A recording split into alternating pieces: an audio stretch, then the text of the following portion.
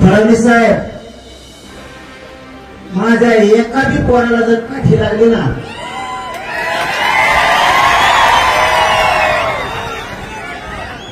फडणवीस साहेब 29 ऑगस्टला मुंबईला येतोय, माझ्या पोराला जर काठी लागली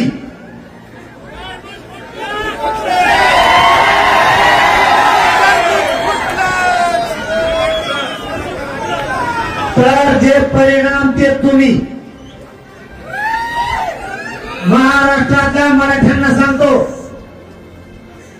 देवेंद्र फडणवीस शक्यतो तेवढा डाव करू शकतो.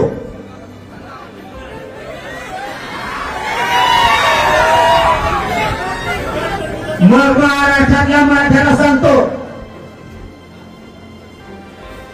तुमचं लेकरू म्हणून मुंबईला चाललोय. महाराष्ट्रातल्या 6 कोटी मराठ्यांवरती गोळा टाकायचा.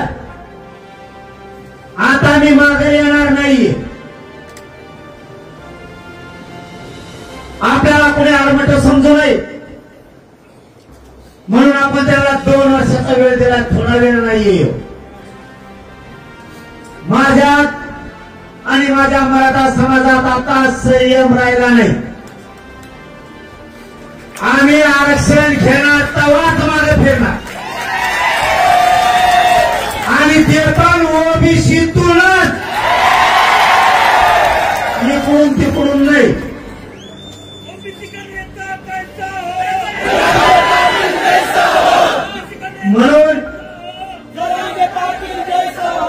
म्हणून इथून आता आपण मात्र शांततेत जायचं. मी तुमचा शब्द मोडला नाही, तुम्ही मराठ्यांनी माझा शब्द मोडायचा.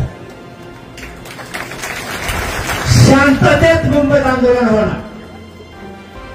पण आरक्षण आता घेऊन येणार. वाशिम फिशी नाही, वाशिम फिशी नाही. आणि आम्ही थांबत नसतो, गळत जात असतो. आणि तुम्ही रस्ते फस्ते आडीता मराठ्याला वेगळेच रस्ते मध्ये माझ्या आधी ते आझाद मैदान होते. त्याला आपल्याला ते काय कमी नाही. आणि जर शहाणे असले तुमची यासाठी काही शेअडी असली तुम्ही नुसते लोक बघा म्हणा फडणवीस साहेब पुढे पुढे उभा. आता आपल्याला 2 बोळीतून बाळीतून बघत येत उभाच. मी परत एकदा सांगतो, फडणवीस साहेब तुमचं माझं शत्रुत्व नाही, माझ्या समाजाचं नाही.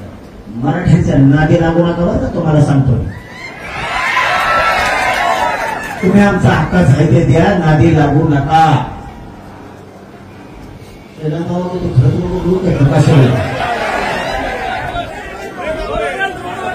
ब्रिज पर्यंत बिजू भाऊ चौकात नव्हत्या.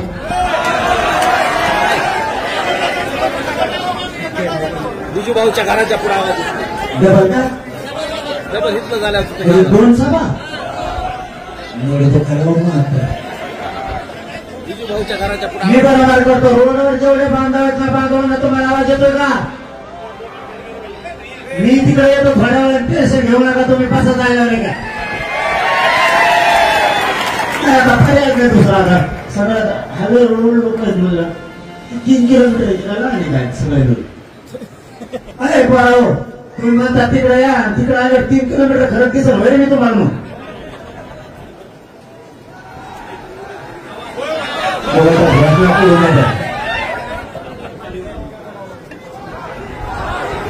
इथे थांबा बरं, मंडपातले थांबा. आपण त्याच्या वाटला रोडवरच्या त्या मंडपातल्या वाटला देऊ नका. किती आवाज येतोय?